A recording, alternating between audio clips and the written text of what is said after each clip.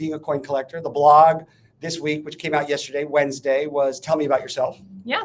And how big that question can be. So we've already been exploring this for a little while, but like, what other questions can we ask? What are some things or things we shouldn't ask that help us to get to know people? So I think the concept behind Tell Me About Yourself is great, but it's so broad. Yeah, so what are some better techniques that we can use as we're trying to connect with people? Well, and I think a good rule of thumb is, what would you want to be asked? So before we get to like what we could say, I'll say what doesn't work for me, and then kind of reverse engineer this, and then hopefully we will avoid that. So it's all well intended, but I was telling Aaron before we jumped on the live stream, and I'll share with the community here, you know, bless their heart. Whenever I start with a bless their heart, it's that old Southern staple of bless their heart. It's not going to end well. There's a Starbucks I go to like 6 a.m. and there's this young man. He's so cool, but he's definitely been trained, like, connect with the customer. So when it's 6 a.m., by the way, I'm getting my coffee and then I'm driving through and I'll get the coffee and he'll say, have any exciting plans for the weekend? Well intended. And if it's your coworker who you work with every day, sure, makes sense. Fair question. But I don't really know this young man, and he means well, but I don't really have the time. There's cars behind me. I don't know if I have plans for the weekend. I don't know you. Maybe I don't want to share those plans with you. And I'm the person in the car behind being like, are you telling your life story? Exactly. What are we doing? And I'm the one like, excuse me, ma'am, this man has asked me a very intimate question. So tell me any exciting things for the plan for the weekend. Could be a little strange. The other one that I find funny, I'm just going to riff on this. And again, we're talking about Tell Me About Yourself, but just like ways in which we can create some authentic engagement without freaking people out. Yeah, right. Absolutely. The other one I think funny is when you get served food and the waiter or waitress comes up to you, like before you've literally gotten your fork in your hand, like, is everything delicious? I don't know. It's looking great. I don't know if everything's delicious. I always manage to get the person, and I often feel like this in life sometimes, is the minute the food gets in my mouth is when they ask me a question. Totally. Timing matters. Oh, that's really Timing good. matters desperately as to like when you ask a question. So I just always think that's funny. Like the minute I have a mouthful of a messy food, how is it? I'm like, I can't talk. You give thumbs up. It's so good, which is just awkward. Which actually gets us to, and we'll get back to what we can say, but like in connecting with people and in asking them about themselves, timing is key. Yeah. I think about like when you say, tell me about yourself. Well, how much time do we have? Yeah. Time, place, and circumstance always matter. So, when you're on the fly too, when you don't actually have time to stop and listen to somebody, asking them a big picture question, the example how's it going? How you doing? As you're walking by. Yeah. Let's think about some ways to like mitigate that. And I like to use the word mitigate at least once. It's a good word. Yeah. Once every live stream, mitigate. Ding, ding, ding.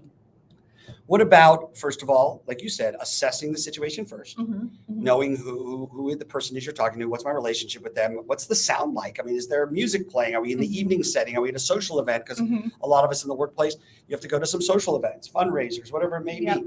But beyond like, tell me about yourself, you could ask, is there anything interesting you happen to be doing right now? But again, I wouldn't ask that to the person that is at the Starbucks. Yeah. But I might ask that to someone that I haven't seen in maybe 3 or 4 weeks. Yeah. And I hate to lean more into questions that not to ask, but I've been to events, networking things where someone's like, what is the most important thing you have ever learned at your job? And I want to jump in on this because I get like triggered. I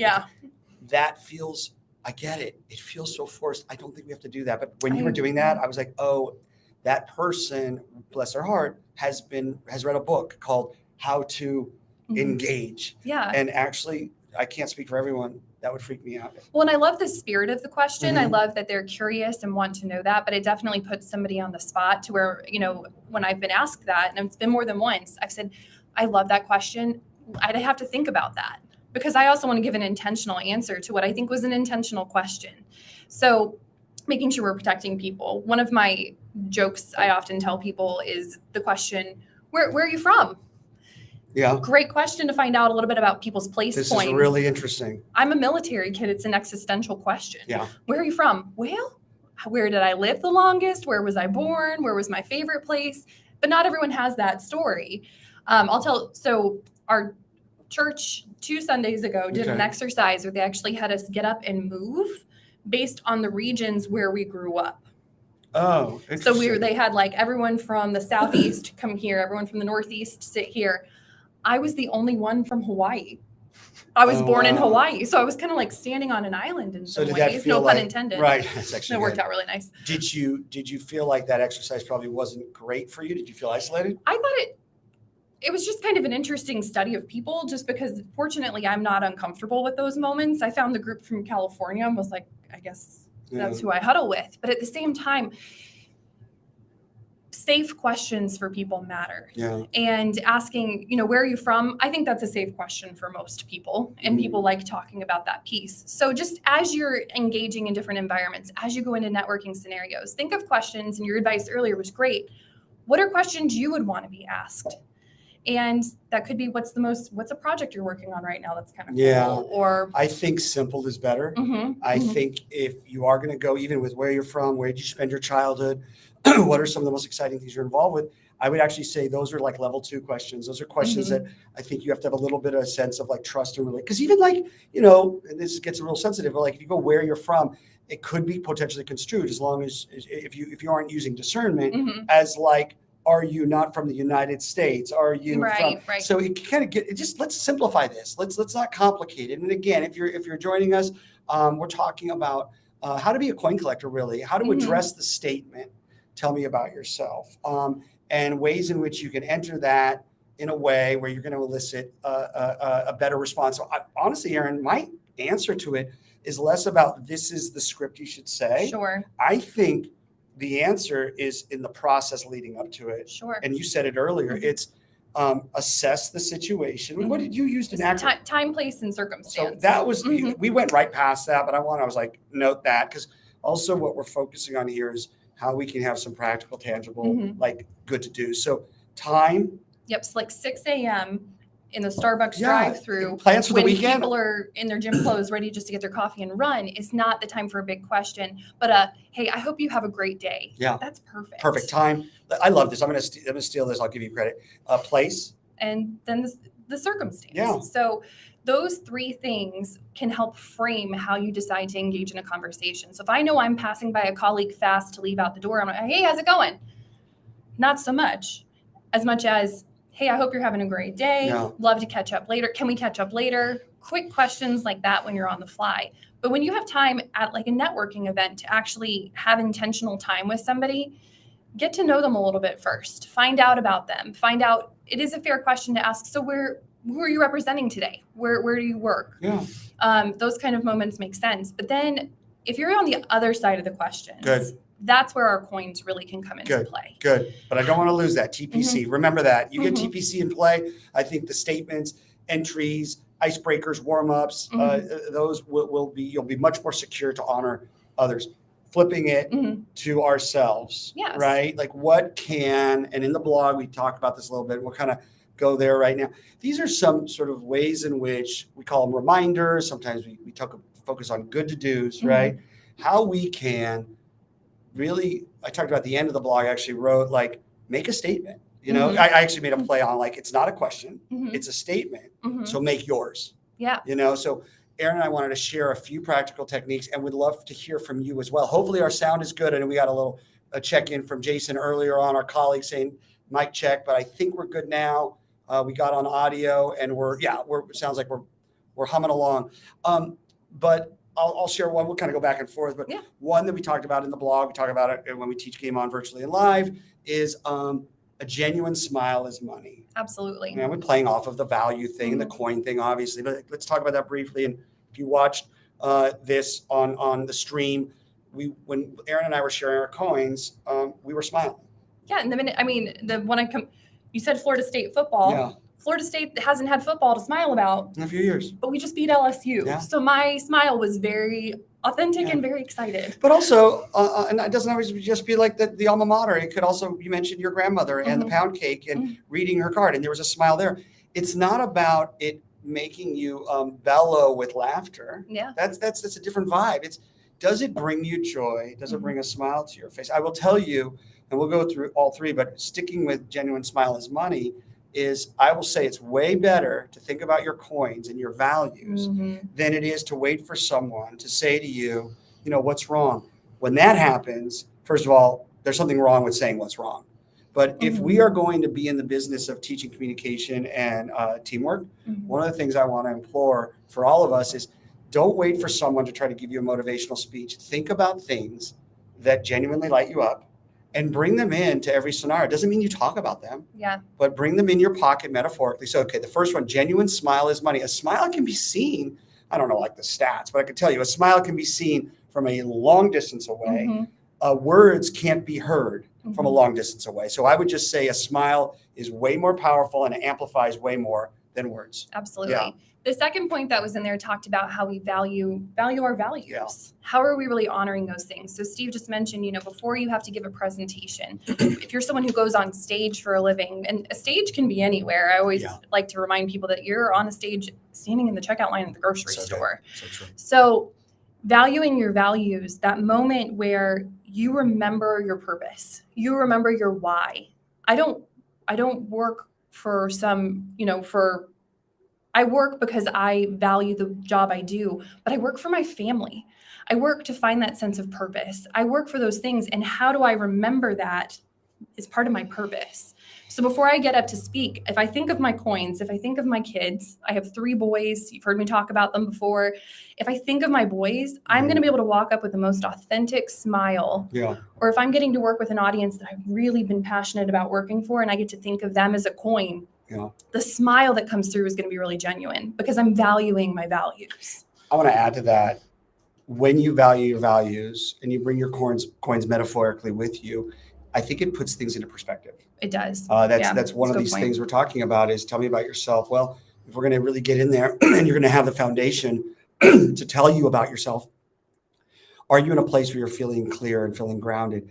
When we talk about presentation, it is not life and death. When you're even talking about interacting with someone, we get so nervous in social events. And if we can put things into perspective and allow that our coins are the most important thing and everything else that's going on, it doesn't mean we don't care, but it puts it in kind of a priority list that allows us to breathe. So going back to a genuine smile is money, value your values. And then the last one is the main driving force for coins, which is be a coin collector. Absolutely. Yeah. How are we finding opportunities to connect with people? Because it's not just about the fact that I have a dog named Burt Reynolds. It's when I have an audience where someone says, I have a German Shepherd, and I'm like, mine too. Me too. Does yours eat floors as well? And I have so many questions. He literally ate on their blog. Ate a floor. Not the whole floor. The blog is called Burt Reynolds is Lucky to Be Alive because my husband didn't get it. It's not really a blog. It's more like a miniseries. Go sell to Netflix. Exactly, my dog. And didn't eat the whole floor, but they eat There's a hole in our living room floor. Didn't eat WHOLE, the whole floor, but ate a hole. But that's to say, the minute that connection happens, we'll usually find each other after a session and be like, tell me about your German Shepherd. Yeah, it happens all the time. And it's just a nice conversation point, and that connection can be so instant. So when we're collecting coins from each other, giving and collecting coins, what a win in a workplace. What a way to connect people and remind people that you are working with a person. A human, exactly. Yeah. And it has to be all 3. And I want you to add your ideas. But again, we're talking about the things that you value, that bring you value, that have nothing to do with what you do for a living. And in order, but in no particular order, but just as we ran through it, a genuine smile is money. It has to light you up. Don't underestimate your value. Don't apologize for things that you've achieved. And lastly, be a coin collector. And this is kind of twofold. One is collect your coins. Oh, it sounds so selfish. Yeah, we kind of want you to, the old put your oxygen mask on first. It's an old adage. But this is sort of what a practical way to do that is list out your coins, write down, especially for those of you, who get identified in a certain way, like, oh, that's the person who does, or that's for me, it's like, oh, that's the dad of, I love my children, but I'm not just the father of. Yeah. Write out those things. Write out those things that you might be surprised. You might be like, oh yeah, I love crossword puzzles. I just haven't done one. And I want to, you just said, don't underestimate your value on your coins either. If you love doing crossword puzzles, don't be like, that's too silly to bring up. Bring it up. I actually use that. Bring it up. I love a jigsaw puzzle. Anyone else want to join me? We can go on and on. I do want to spend a little time on this. It's such a dear topic to us. If you're joining us in this live stream, we're talking about how to address the statement, tell me about yourself, and a coins concept, which is really the driving. It's the oldest exercise in the Game On curriculum. It's a foundation. It's the one thing everyone remembers. Yeah. I It's don't wildly wanna, tangible. it is wildly tangible. Not every concept out there is so concrete. It's simple. It's memorable, and it works. And I'm not doing one of these. I just, we've taught wild improv exercises and high level engagement, and yet at the end of it all, sometimes the thing that they remember the most is just the coins. Quick brag. I'll drop a name. He doesn't remember me. Amari Stoudemire. He played for the Knicks for many years. I think he's in the Hall of Fame, but was a really good basketball player. I worked with him like 10 years ago, briefly, and then I saw him at an event years later in New York, and he didn't remember my name, which is fine. I'm like, I can't believe I didn't make an impact on you. Get over it. But he's like, hey man, I got my coins card. He had his coins card so in a good. little laminated card that Yeah. we had made. And I thought, wow, this works. Not we work, it works. Yeah, the exercise works. Yeah. And I think that's the thing about, what we do at Game On is everything is exercise based in a way that makes it tangible. So when you're engaging, exactly, that's our hope for the curriculum and how it's received.